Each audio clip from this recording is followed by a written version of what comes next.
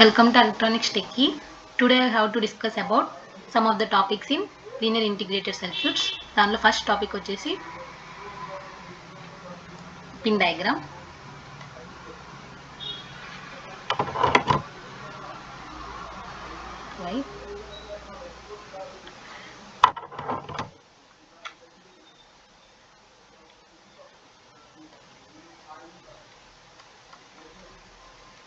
Pin diagram of op amp. Here మనం స్పెసిఫిక్గా IC741 యొక్క పిన్ డయాగ్రామ్ గురించి డిస్కస్ చేద్దాం. So I have to represent that operational amplifier as box. So operational amplifier IC741 has 8 pins, that is 1, 2, 3, 4, 5, 6, 7, 8.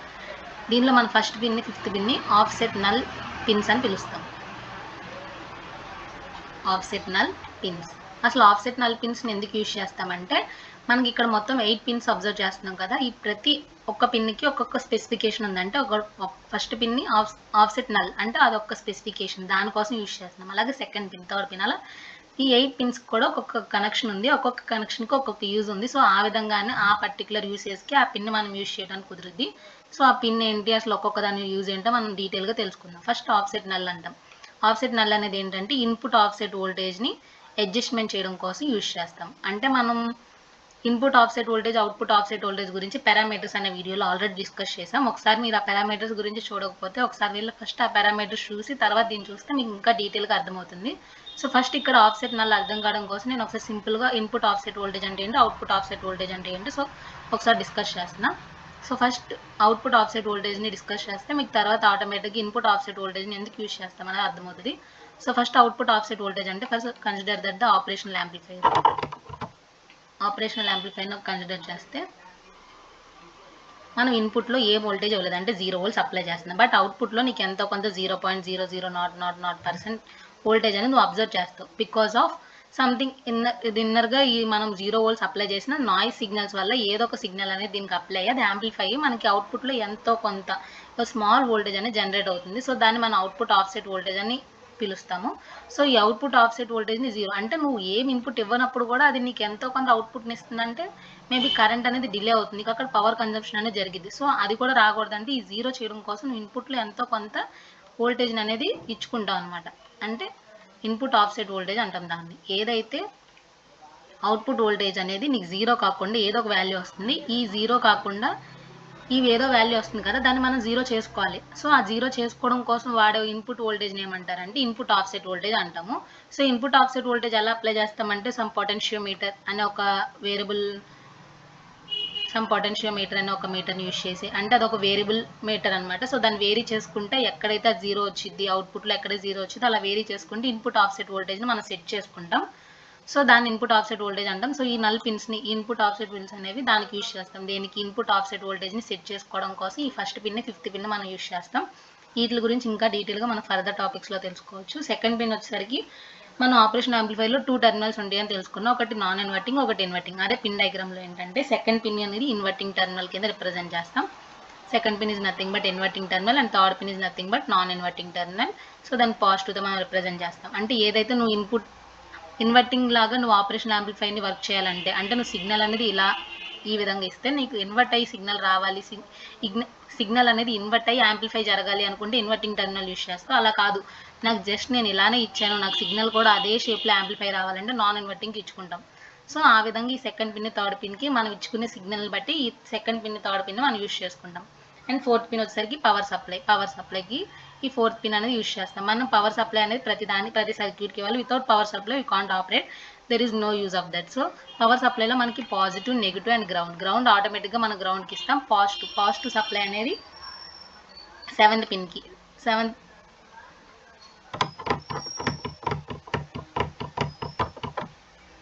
So మన power సప్లైలో 2 power supplies ఉంటాయి అనుకున్నాం కదా.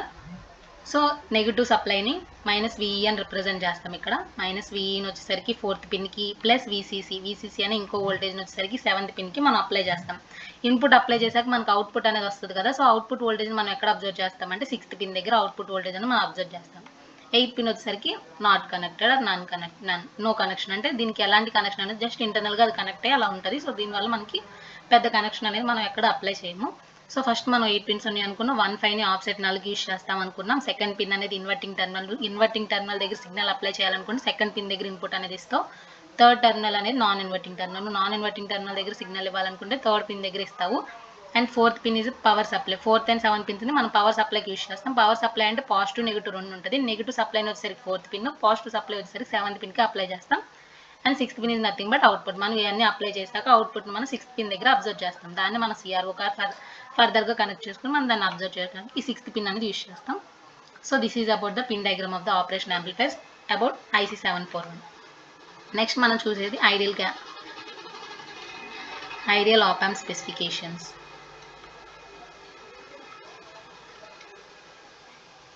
Ideal op amp specification. What is this ideal specification?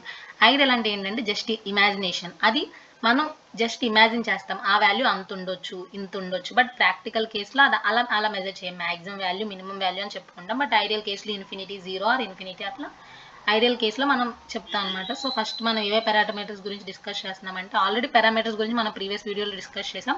So first ఆ parameters గురించి మీరు అర్థం చేసుకుంటే సో ఐడియల్ ఆపరేషన్ యాంప్లిఫైర్ యొక్క స్పెసిఫికేషన్స్ అనేవి మీకు ఇంకా సింపుల్ అవుతాయి. సో ఇక్కడ నేను స్పెసిఫిక్గా పారామీటర్స్ని ఏమి డిస్కస్ చేయట్లేదు. జస్ట్ అవి ఇన్ఫినిటీ ఉండాలా లేకపోతే లోలో ఉండాలి హైలో ఉండాలా దాని గురించి మాత్రమే డిస్కస్ చేస్తున్నాం. సో ఫస్ట్ మనం ఏంటంటే voltage gain is nothing but output by input. అంటే output voltage by input voltage. ఇది మనకి ఐడియల్ పరంగా ఎంత ఉండాలంటే ఇన్ఫినిటీ ఉండాలి. సో నేను జస్ట్ ఇక్కడ ఓన్లీ స్పెసిఫికేషన్ మాత్రమే రిప్రజెంట్ చేస్తున్నా. మీకు డీటెయిల్ ఇన్ఫర్మేషన్ కావాలంటే ప్రీవియస్ వీడియోని వాచ్ చేయండి. అండ్ నెక్స్ట్ ఇన్పుట్ రెసిస్టెన్స్ ఎంత ఉండాలంటే ఇన్ఫినిటీ ఉండాలి. థర్డ్ అవుట్పుట్ రెసిస్టెన్స్ ఎంత ఉండాలంటే 0 ఉండాలి. Fourth one band width. మనకి బ్యాండ్ విడ్త్ కూడా ఇన్ఫినిటీ ఉండాలి. Fifth one CMRR, common mode rejection ratio is infinity.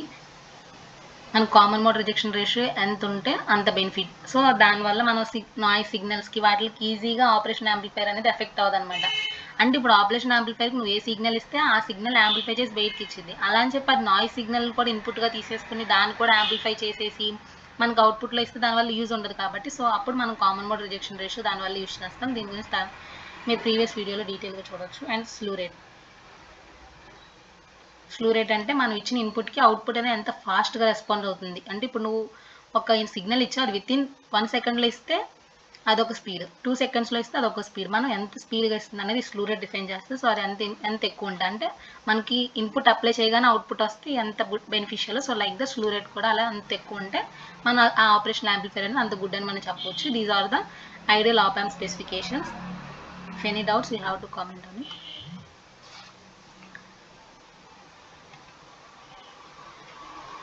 Next equivalent circuit of op amp.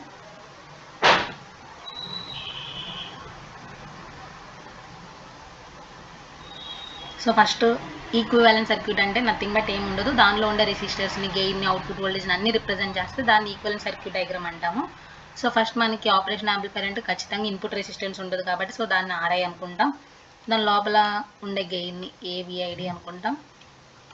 And the resistance at the output terminal is called R0 అనుకుంటే and కింద ground ఉంటుంది. ఇక్కడ V2 V1 అని రెండు signal apply చేసుకుని ఆ రెండింటి మధ్యలో ఉన్న డిఫరెన్షియల్ వోల్టేజ్ని VID అనుకుంటే అండ్ అవుట్పుట్ వోల్టేజ్ V0 అనుకుంటాం. ఇది equivalent circuit diagram of the operation amplifier.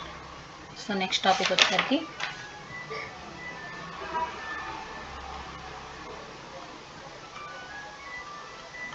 Open loop op amp configuration.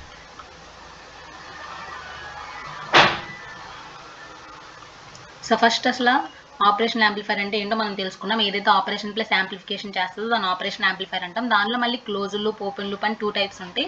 So first అసలు క్లోజ్డ్ లూప్, ఓపెన్ లూప్ అంటే ఏంటో తెలుసుకుని ఇప్పుడు ప్రజెంట్ ఓపెన్ లూప్ గురించి డీటెయిల్గా డిస్కస్ చేసుకుని క్లోజ్డ్ లూప్ గురించి ఫర్దర్ క్లాసెస్లో మనం మళ్ళీ డిస్కస్ చేద్దాం. సో ఫస్ట్ ఓపెన్ లూప్ అంటే nothing but just operation amplifier అనేది ఎలాంటి feedback means for suppose some of the output is connected from again to the input. So దాన్ని ఏమంటారంటే ఫీడ్బ్యాక్ అంటాం. సో ఈ విధంగా ఫీడ్బ్యాక్ రెసిస్టర్ ఉంటే దాన్ని క్లోజ్డ్ లూప్ ఆప్ యాంప్ అంటాము. అండ్ ఎలాంటి ఫీడ్బ్యాక్ లేకపోతే దాన్ని ఓపెన్ లూప్ ఆప్ యాంప్ అంటాము. సో ఫస్ట్ మనం ఇక్కడ ప్రెజెంట్ ఓపెన్ లూప్ గురించి డిస్కస్ చేసుకుందాం.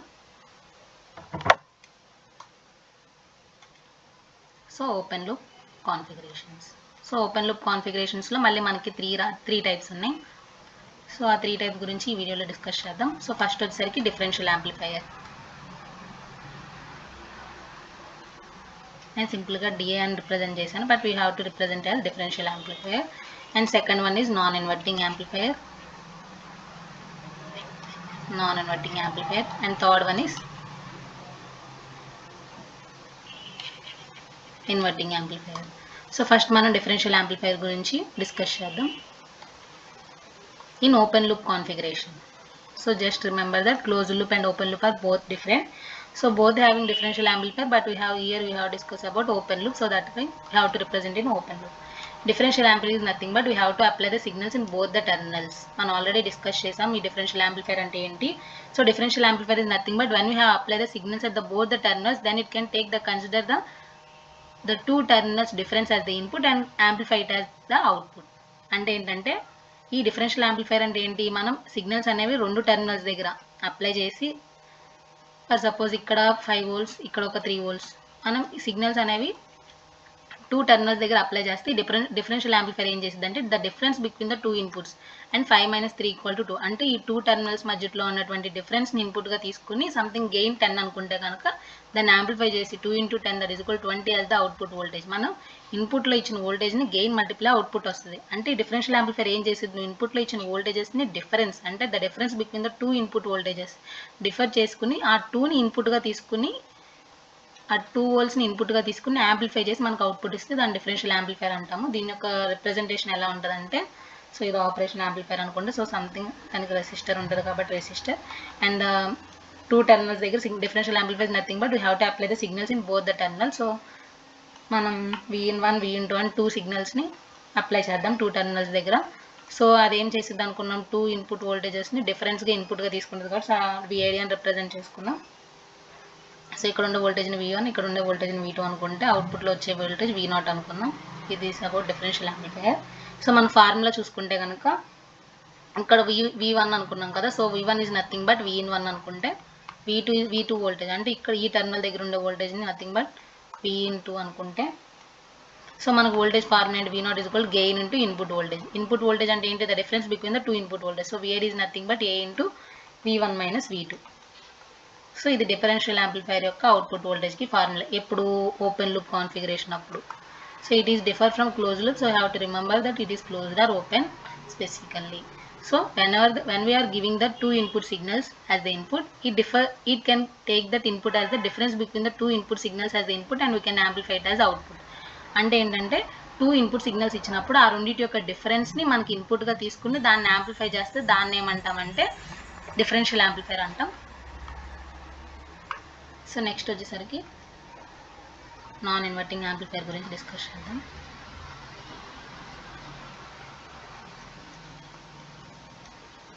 So op amp close open loop కాబట్టి సో 2 టెర్మినల్స్ తీసుకున్నాం, positive terminal, negative terminal and output voltage. So non inverting means positive terminal. So positive terminal దగ్గర నువ్వు signal apply చేస్తే దాన్ని ఏమంటారంటే, అండ్ నెగిటివ్ టెర్మినల్ని గ్రౌండ్ చేసేసుకుందాం. So this is nothing but, so ఇక్కడ ఒక రెసిస్టర్ని అప్లై చేద్దాం. సో ఇది is nothing but non inverting amplifier. Non inverting amplifier అంటే ఏం లేదు, నాన్ ఇన్వర్టింగ్ టెర్మినల్ దగ్గర సిగ్నల్ అప్లై చేస్తే దాన్ని నాన్ ఇన్వర్టింగ్ యాంప్లిఫైర్ అంటాము. సో ఈ రెండింటి యొక్క డిఫరెన్స్ VID అనుకుంటే కనుక, సో ఫార్ములా మనకి V0 is equal to gain into VID. మన ఇక్కడ Vin అంటే ఏంటి, V1 అంటే Vin అంటే Vin is nothing but Vin or Vin is equal to Vin anyone. So ఇక్కడ V2 అనేది గ్రౌండ్ చేస్తున్నాం కాబట్టి V2 is nothing but 0. So V0 is equal to A into మన ఫార్ములా ఏంటి, V1 - V2. So V0 is equal to A into Vin - 0 that is equal to A into Vin. Non inverting amplifier యొక్క output voltage formula ఏంటంటే V0 is equal to A into Vin. ఇది non inverting amplifier అంటే non inverting terminal దగ్గర input signal ఇచ్చి inverting టెర్మినల్ని ground చేస్తే దాన్నే non inverting amplifier అంటాం, without any feedback. కాబట్టి ఇది open loop non inverting amplifier. Open loop non inverting amplifier. So ఇంకా రిమైనింగ్ ఏముందంటే ఇన్వర్టింగ్. సో నాన్ ఇన్వర్టింగ్ అన్నాక మీకు ఇన్వర్టింగ్ అంటే ఆల్రెడీ అర్థమైపోయి ఉంటుంది. ఇన్వర్టింగ్ యాంప్లిఫైర్ అంటే ఏంటంటే, సో ఒక ఆప్ యాంప్ తీసుకున్నాం, పాజిటివ్ టెర్మినల్ నెగిటివ్ టెర్మినల్ రెండు తీసుకుంటే కనుక పాజిటివ్ టెర్మినల్ని గ్రౌండ్ చేసేసి నెగిటివ్ టెర్మినల్ దగ్గర కనుక మనం సిగ్నల్ అప్లై చేస్తే ఇది nothing but inverting amplifier. So ఈ రెండింటి మధ్యలో ఉన్నదాన్ని విఐడి అనుకుంటే కనుక, సో V1 V2 ఈ రెసిస్టర్ నార్ అనుకుంటే కనుక, మనం ఇక్కడ అప్లై చేసే సిగ్నల్ V అనుకుంటే కనుక, so formula V0 VID into A into VID. So ఇక్కడ మన VID అంటే ఏంటి, difference between the two voltages V1 minus V2.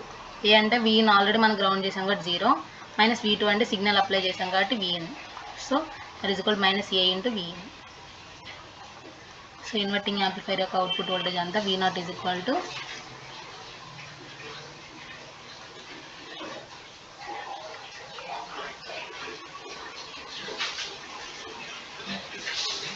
A into minus A into Vin.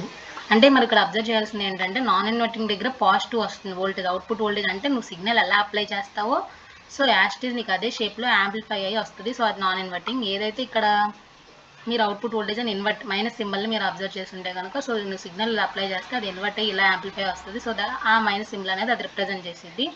So this is about మనం ఇప్పుడు ఏం డిస్కస్ చేసామంటే, సో ఫస్ట్ నుంచి చూసుకుంటే కనుక పిన్ డయాగ్రామ్ ఏంటో రిప్రజెంట్ చేసాం, దానిలో 8 పిన్స్ ఉంటాయి. సో వాటి గురించి డీటెయిల్గా డిస్కస్ చేసాం. And ideal op amp specifications చూసాము. And next equivalent circuit diagram చూసాము. ఓపెన్ లూప్ ఆప్ యాంప్ యొక్క కాన్ఫిగరేషన్స్ ఏమో చూసాం. దానిలో differential amplifier, non inverting amplifier and inverting amplifier, వాటి యొక్క అవుట్పుట్ వోల్టేజ్ అంతా, గెయిన్ అంతా, సో వాటి యొక్క వేవ్ ఫామ్స్ ఎలా వస్తాయి అనేది డిస్కస్ చేసాం. సో నెక్స్ట్ వీడియోలో ఫర్దర్గా క్లోజ్ లూప్ గురించి ఇంకా ఫర్దర్ గురించి తెలుసుకుందాం. సో మీకు ఏమైనా డౌట్స్ ఉంటే కనుక కమెంట్ చేయండి. ఏమైనా అర్థం కాకపోతే పర్టికులర్ టాపిక్ గురించి వాటి గురించి స్పెషల్గా ఇంకో వీడియో చేస్తాను. మీకు ఏమైనా డౌట్స్ ఉంటే చెప్పండి. So thank you.